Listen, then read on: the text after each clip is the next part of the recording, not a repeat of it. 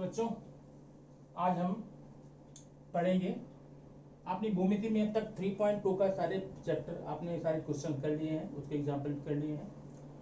आज हमें पढ़ना वृत्त का चाप। तो पहले हमें वृत्त के चाप को समझना पड़ेगा और चाप की क्या क्या गुणधर्म है, क्या क्या प्रॉपर्टीज हैं, क्या क्या उसके लक्षण हैं, कैसे क्या करते हैं वो समझना होगा। तो अब ये आप देखिए, ये एक है वृत्त, ठीक है। ये इस वृत्त का केंद्र है सी। क्या है? सी केंद्र इसका है। अब अगर हम एक रेखा ऐसे खींच दें इस प्रकार से, तो इसका नाम हमने रखा है ए बी। तो इस रेखा को बोलते हैं छेदन रेखा, सेकेंड ऑफ द सर्कल, ठीक है। तो ये ए बी जो है छेदन रेखा हो गई वृत्त की। कौन सी वृत्त की? जिसका केंद्र सी है। ओके। अब इस छेदन रेखा ने वृत्त को दो भागों में बांट दिया है। एक भाग तो देखिए ए बी, ठीक है, और एक भाग है ए बी।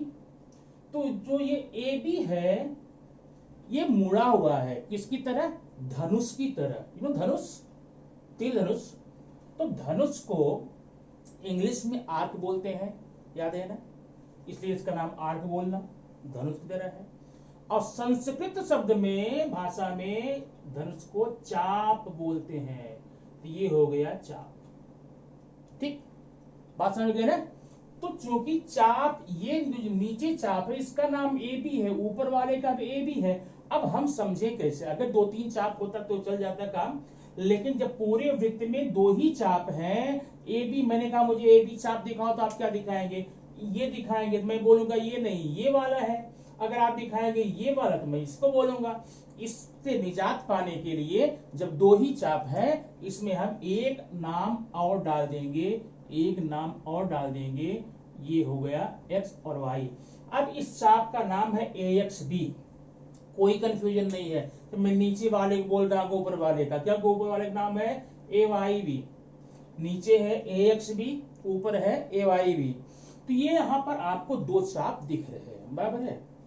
अब आपको ये देखना होगा, जो ये वाला चाप है, नीचे का जो चाप है ये छोटा है ना, इसको आप बोलना लघु चाप, ठीक है, लघु चाप। और जो ऊपर है आप ये देख रहे पूरा, ये वाला AYB, ये है दीर्घ चाप। तो ये हो गया आपका लघु चाप और ये हो गया दीर्घ चाप, लार्जर आर्क, ठीक है। तो ये दो आप चाप यहां पर देख ले हैं, एक है लघु चाप, एक है दीर्घ चाप। आप समझ में आ गई बात ना? लघु चाप विशेषता है हम वृत्तखंड का वह भाग जिसमें केंद्रक समाहित न हो, जिसमें केंद्रक न हो उसको आप लघु चाप नाम दीजिएगा, नहीं। और जिसमें केंद्रक समाहित हो ऊपर वाले चाप में, इसका नाम दीर्घ चाप है। हो गया ना? तो आपका ये हो गया लघु चाप, ऊपर वाले का नाम हो गया दीर्घ चाप। अब जरा हम चाप की विशेषता देख लें आगे, चाप के गुणधर्म देख लें, कैसे हम समझेंगे। अब ये एक वृत्त है, या ध्यान देना, ये एक वृत्त है, यहां पर एक वृत्त है और यहां पर भी एक वृत्त है। तीन वृत्त हमने बनाया है। इसका केंद्र O है, इसका P है, इसका Q है, ठीक है। तीन वृत्त बनाया है। तीन में हम आपको दिखाएंगे क्या क्या दिखाएंगे? चाप के भिन्न भिन्न गुणधर्म। ये देखिए, ये है, अभी जो ये रेखा AB है ना, AB तो क्या है? जीवा है। तो आगे बढ़ा के छेदन रेखा है, लेकिन यहां पर आप छेदन रेखा ही नाम देंगे। ये जो जीवा AB है और ये जो जीवा AB है और ये जो जीवा AB है, ये तीनों वृत्त सर्वांगसम। जरा ध्यान रखना, सर्वांगसम होने का मतलब होता है कि सारे वृत्तों की त्रिज्याएं समान होगी, इनका व्यास समान होगा, क्षेत्रफल समान होगा, परिधि समान होगी, सब ये सर्वांगसम वृत्त हैं, ठीक है। अब तीनों वृत्तों में ये जो जीवाएं हैं ये भी सर्वांगसम है, ठीक है। तीनों वृत्तों की जीवाएं सर्वांगसम है। अब ऐसा नहीं है कि वृत्त सर्वांगसम है तो हम जीवा भी सर्वांगसम ही लेंगे या सर्वांगसम जीवा होगी। जीवा हम छोटा बड़ा कर सकते हैं, लेकिन मैंने यहां पर क्या लिया है, सर्वांगसम जीवा। अब देखिए, तो ये हम जब ये जीवाएं सर्वांगसम है, जीवा ए बी सर्वांगसम, जीवा सी डी ई एफ, जीवा सी डी सर्वांगसम जीवा ई एफ, ठीक है। ये तीनों जीवाएं सर्वांगसम है। अगर आपको कहीं भी सर्वांगसम वृत्तों की सर्वांगसम जीवाएं आपको मिले, या एक ही वृत्त में, अगर हम अभी बताएंगे नेक्स्ट स्टेप में, इसको नहीं कंफ्यूजन हो जाएगा आपको इसमें, ये तीनों वृत्त सर्वांगसम है, तीनों वृत्तों की जीवाएं सर्वांगसम है, तो इनके द्वारा बने हुए चाप भी सर्वांगसम हो जाएंगे। मतलब जितना मेजरमेंट होगा, जितना माप होगा ए बी, चाप ए बी का, उतना ही सी डी का, उतना ही ई एफ का। तो एक बात हमेशा यहाँ याद रखिए, ये आपके लिए नियम बन गया, एक प्रमेय बन गया। क्या प्रमेय बन गया कि सर्वांगसम अथवा एक ही वृत्त में अगर जीवाएं सर्वांगसम हैं, अगर जीवाएं सर्वांगसम हैं, तो बने हुए जो चाप होते हैं उनका मान भी सर्वांगसम होगा। याद हुआ? सर्वांगसम जीवाओं द्वारा सर्वांगसम चाप अंतःखंडित होते हैं, सर्वांगसम चाप बनते हैं। बराबर है, ठीक। अब अगर मैं चाहूं तो एक जीवा यहां मैं ले लिया, मैंने यहां लिया पी क्यू, अब मैं उसको छोड़ जाओ, भूल जाओ, एक ही वृत्त है, तो जीवा ए बी बराबर जीवा पी क्यू है, तो चाप ए बी का मान चाप पी क्यू के मान के बराबर होगा। सर्वांगसम जीवाओं द्वारा बनने वाले चाप या अंतःखंडित चाप सर्वांगसम होते हैं। अगर मैंने कहा जीवा ए बी सर्वांगसम जीवा पी क्यू है, अगर चाप ए बी का मान 70 है, 70 है, पी क्यू का मान भी 70 होना चाहिए। क्यों? सर्वांगसम जीवाओं द्वारा अंतःखंडित चाप सर्वांगसम होते हैं, ठीक। तो एक नियम आपने यहां पर सीख लिया। दूसरा नियम इसका उल्टा हो जाएगा। क्या उल्टा हो जाएगा? अगर चाप सर्वांगसम है, अगर चाप सर्वांगसम है, तो उनके द्वारा अंतःखंडित, उनके द्वारा जो जीवा का निर्माण होता है वो भी सर्वांगसम होगी। माने जीवा सर्वांगसम है तो चाप सर्वांगसम होगा, और चाप सर्वांगसम है तो जीवा सर्वांगसम होगी। इस बात को आप ध्यान में रखेंगे। आगे चल करके जब हम क्वेश्चन करेंगे, क्वेश्चन सॉल्व करेंगे, तब इनकी जरूरत आपको पड़ जाएगी, ठीक है। अच्छा, अब देखिए फिर से, यह एक है वृत्त, इसका केंद्र है O, ठीक है। तो ये जो OA और OB रेखा है, ये वृत्त की क्या है? त्रिज्या है। तो OA बराबर OB होगा। क्यों होगा? क्योंकि एक ही वृत्त की त्रिज्याएं सर्वांगसम होती हैं, हम पीछे पढ़ चुके हैं। अगर मैं इसको मिला दूं ऐसे, तो ये क्या बन जाएगी? जीवा बन जाएगी, ठीक है ना? बात है भाई। अब इसको बोलेंगे केंद्रीय मान। अच्छा, ये मान लो 70 है, कितना है? 80 है, मान लो 80 है। तो केंद्रीय कोण बराबर 80, ध्यान रखना यहां पर हर बात पर। तो यहां पर केंद्रीय कोण का मान 80 है। कोण AOB बराबर 80, ठीक है। AOB, जब मैं केंद्रीय कोण बोलूं तब भी आपकी नजर यही जानी चाहिए। जब मैं AOB बोलूंगा तब तो AOB यहां पर है। और मेजरमेंट, ऐसा देखना, मेजरमेंट चाप AB बराबर 80, ठीक ना। अंतःखंडित चाप AB बराबर 80, माने तीनों कंडीशन में केंद्रीय कोण बोले तो केंद्र आप तो देख ही रहे हैं। अगर कोण AOB बोलूं तो AOB दिख ही रहा है। अगर मैं मेजरमेंट चाप AB की चाप की बात करूंगा तो आपकी निगाह केंद्र पे ही जानी चाहिए, बराबर है। चाप AB का मान उतना ही होगा जितना ये केंद्रीय कोण है, ठीक है। तो अब ये हो गया लघु चाप, ध्यान देना, क्या हो गया? लघु चाप। और ये वाला हो गया दीर्घ चाप। क्या है? दीर्घ चाप। अब ध्यान देना, अब आप ये बताइए इस वृत्त में कुल कितने चाप है? 2 है। हम 200 कर सकते हैं, 4 कर सकते हैं, 20 कर सकते हैं, 25 कर सकते हैं, लेकिन फिलहाल अभी यहाँ पर कितना है? 2 चाप। ये चाप है ए भी है, इधर का ए भी है, ठीक है। इन दोनों चापों के मापों का योगफल हमेशा 360 आएगा, क्योंकि वृत्त का कोण कितना होता है? 360 होता है, ठीक ना। वृत्तीय कोण का मान 360 होता है, ये फिक्स है। तो इस वृत्त में हम 2 चाप लें या 3 चाप लें, 200 चाप ले लें, जितने भी चाप लें, उन सारे चापों के मापों का योगफल 360 आएगा, याद रखिए, ठीक है। अच्छा, तो इस प्रकार से जब आपने यहां पर लघु चाप, ये क्या लघु चाप है ना, चाप ए भी लघु चाप है, तो दीर्घ चाप का माप आपको निकालना है। तो निकालते हैं, दीर्घ चाप का माप बराबर 360 माइनस लघु चाप का माप, ठीक ना। ध्यान देना, दीर्घ चाप का माप बराबर 360 माइनस लघु चाप का माप। ऐसा हुआ क्यों? क्योंकि हम जानते हैं ये वाला लघु चाप प्लस ये वाला दीर्घ चाप बराबर 360 होगा। पक्षांतर करके आप निकाल सकते हैं, यह आपका सूत्र आपका बन गया।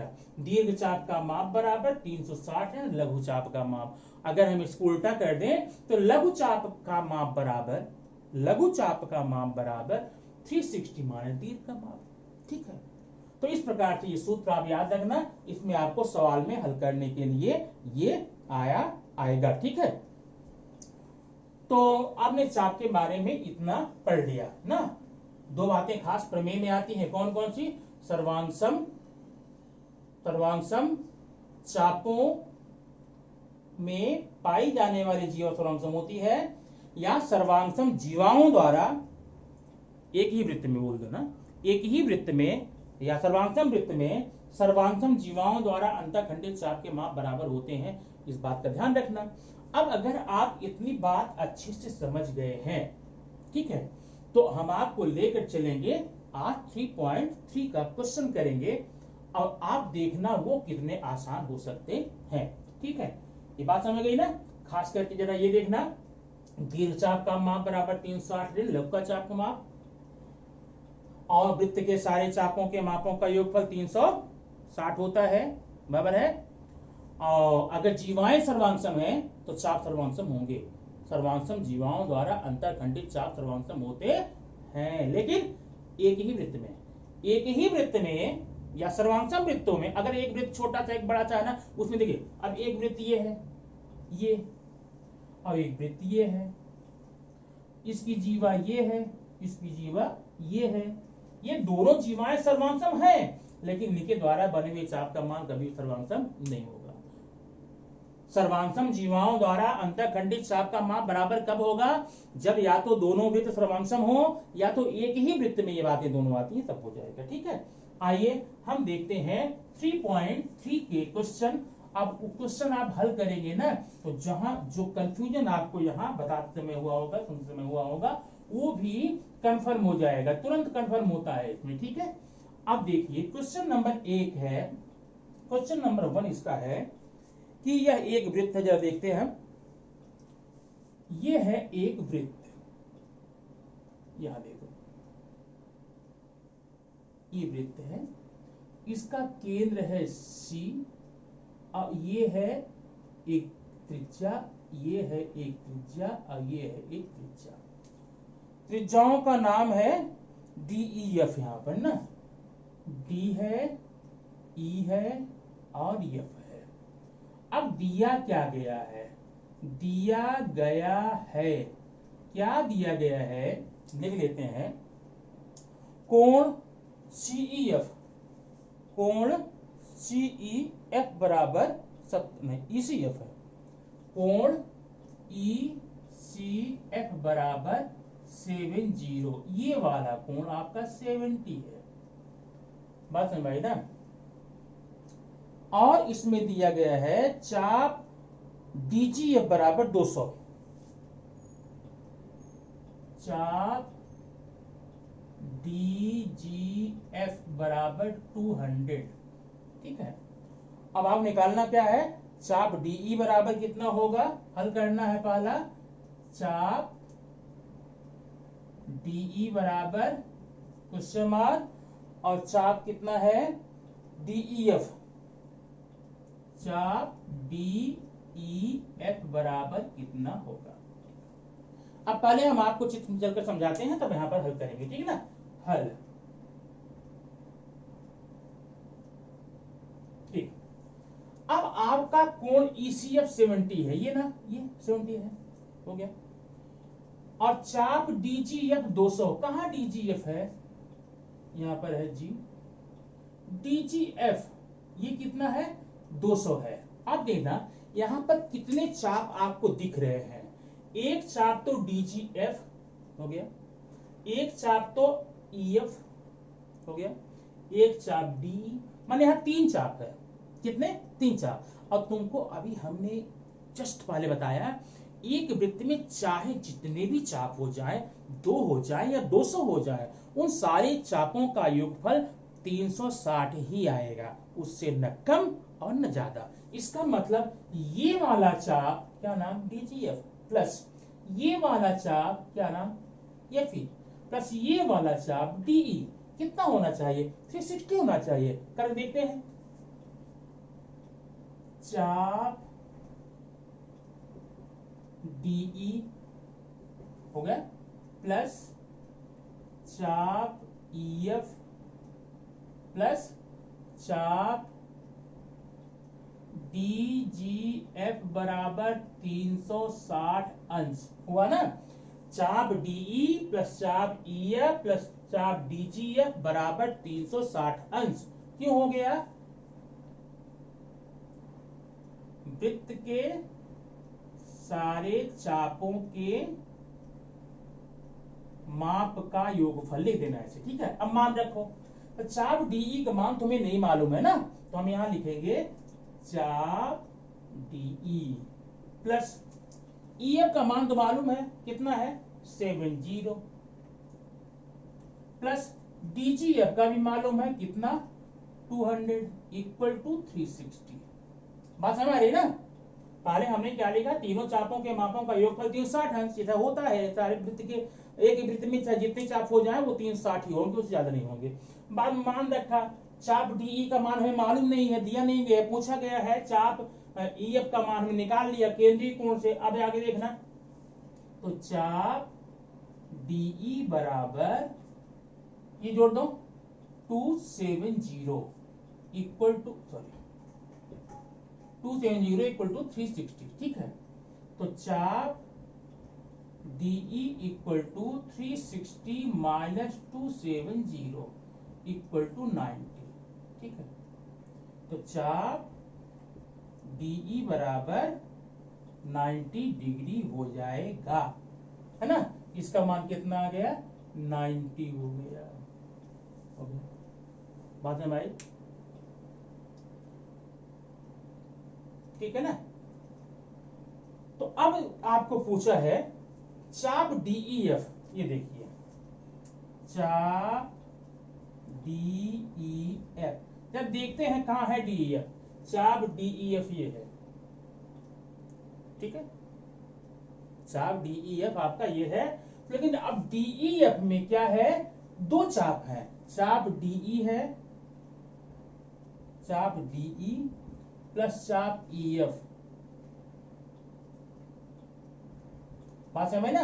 चाप आपको DEF का मान निकालना, DEF माने D से लेकर F तक। अब D से लेकर F तक आएंगे तो रास्ते में आपको DE मिलेगा, फिर EF मिलेगा, दोनों का मान रख दो, कितना है 90 प्लस 70 इक्वल टू 160, 160 कितना हुआ 160। ये हो गया आपका क्वेश्चन नंबर फर्स्ट 3.3 का, इसका है 3.3 का फर्स्ट क्वेश्चन हो गया, बात समझ में आई ना।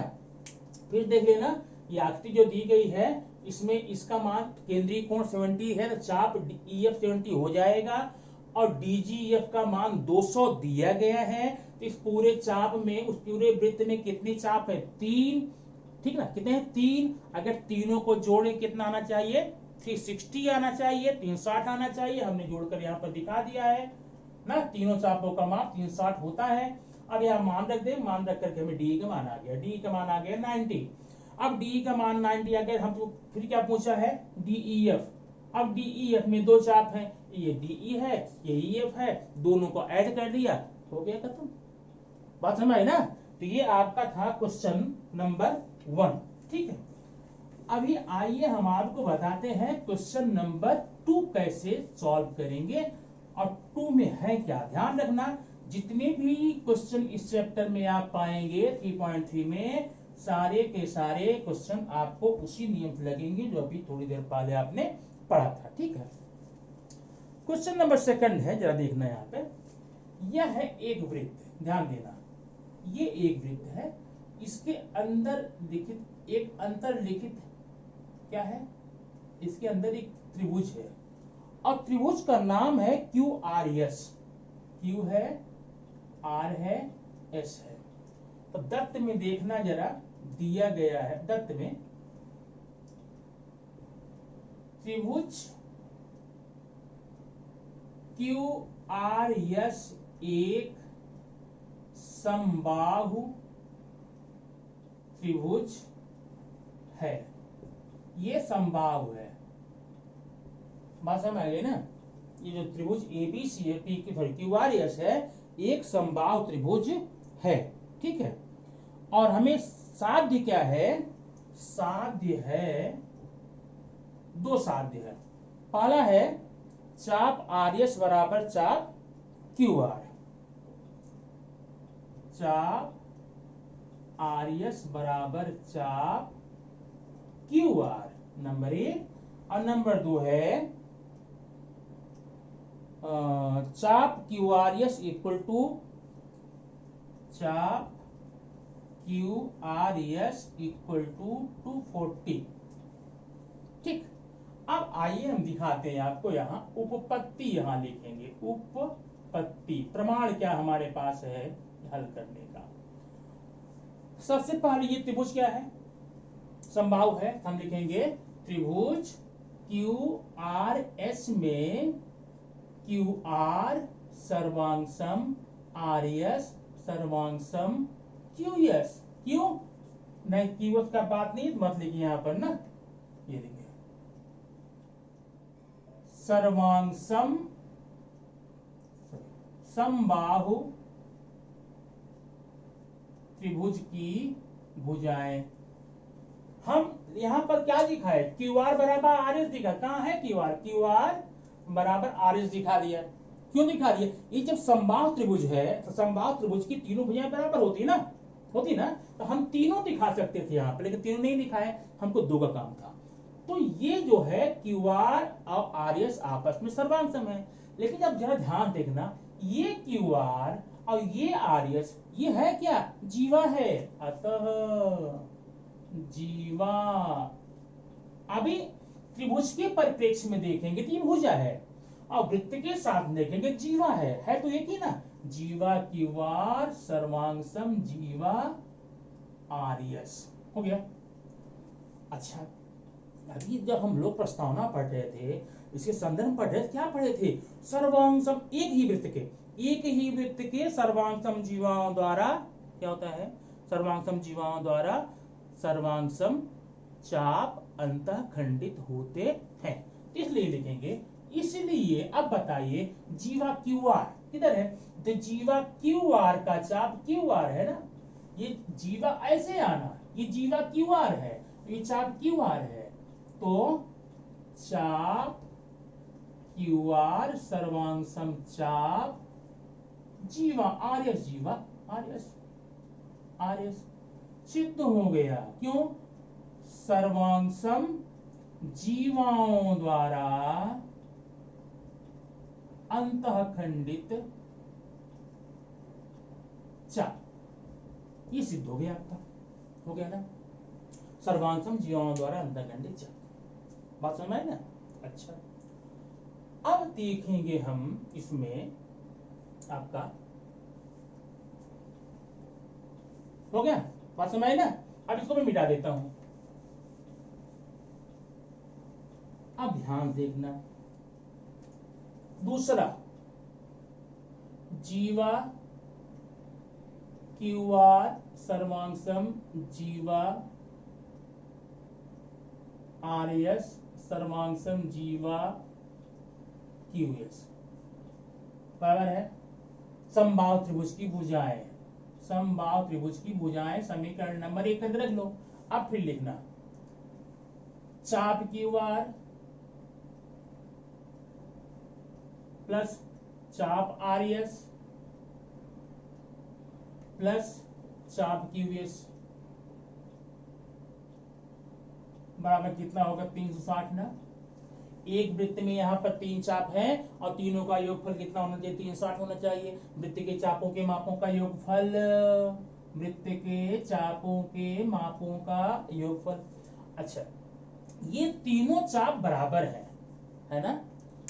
अब चाहे हर जगह Q R plus Q R plus Q R कर लो, चाहे R S plus R S plus R S कर लो, चाहे Q S plus Q S plus Q S कर लो, ठीक है।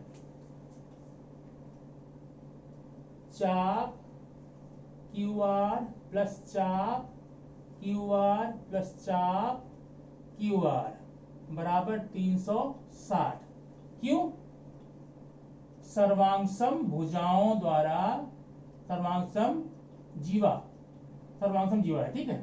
अब 3 चाप क्यू आर बराबर 360 हुआ ना, तो एक चाप क्यू आर 2 3 चाप क्यू आर बराबर 360, तो चाप क्यू आर बराबर हो जाएगा 360/3। तो चाप क्यू आर बराबर हो जाएगा 120।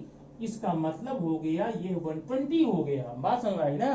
तो ये 120 तो ये भी 120 बराबर है, ये भी 120, तीनों ये चाप 120 हो गए।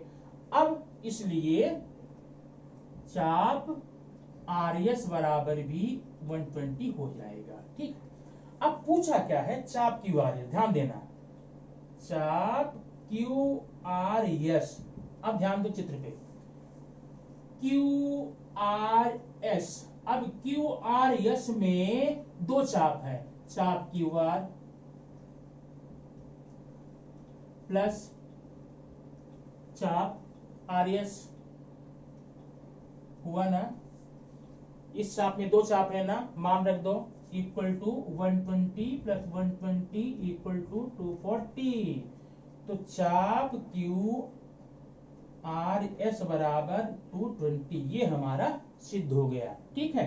तो ये आपका था 3.3 का सेकंड क्वेश्चन। ओके, अब आइए हम आपको दिखाते हैं थर्ड क्वेश्चन इसमें का। थर्ड लास्ट क्वेश्चन इस चैप्टर का है, उसको देख लो, उसके बाद ये चैप्टर आपका फिनिश हो जाएगा।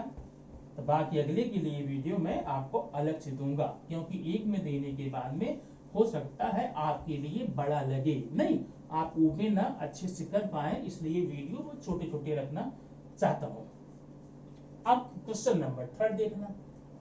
एक वृत्त है, ये वृत्त है, इसमें 2 जीवा है, एक तो है ए बी और एक तो है C D. A B C D. हाँ, क्या करना है इसमें, दत्त जीवा ए बी सर्वांशम जीवा सी डी, ये दत्त है। साध्य क्या है, साध्य बड़ा सिंपल है, चाप ए सी बराबर बी डी। चाप ए सी इक्वल टू चाप बी डी। अब देखिए कितना अच्छा प्रश्न है, कितना आसान प्रश्न है, लेकिन अच्छा या आसान आपको तभी लगेगा जब आप इसको चैप्टर को पहले समझे होंगे। ध्यान दो, उपपत्ति, उपपत्ति में क्या है, जीवा ए बी सर्वांशम जीवा सी डी है, क्यों है, दत्त है, इसलिए चाप ACB, देखो जीवा AB के द्वारा ये जो चाप बन रहा है आप AB भी बोल सकते हैं। क्या बोल सकते हैं? AB। चलो हम बोलते हैं चाप AB सर्वांशम चाप CD। क्या लिखेंगे? सर्वांशम जीवा द्वारा अंतःखंडित चाप। अब यहां पर ध्यान देना, जो मैंने चाप AB लिया है, अगर आप चाहें तो चाप ACB भी बोल सकते हैं और इसको चाप CBD बोल सकते हैं, लेकिन हमने नहीं लिया। ठीक है, चलो अब देखो, चाप AB में दो चाप है। चाप AB में दो चाप है, AC प्लस चाप ये वाला BC बराबर। अब चाप ये जो CD है इसमें दो चाप है, ये चाप BC प्लस चाप BD।